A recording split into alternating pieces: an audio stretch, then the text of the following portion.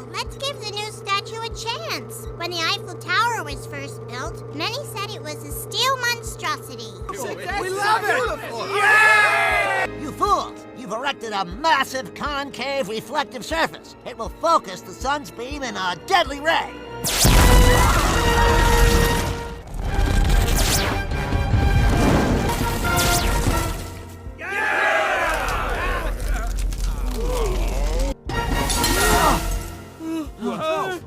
Hey!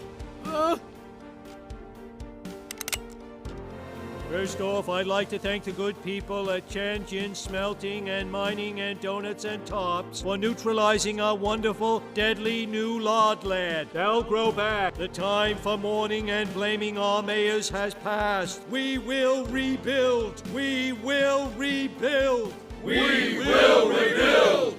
We will rebuild!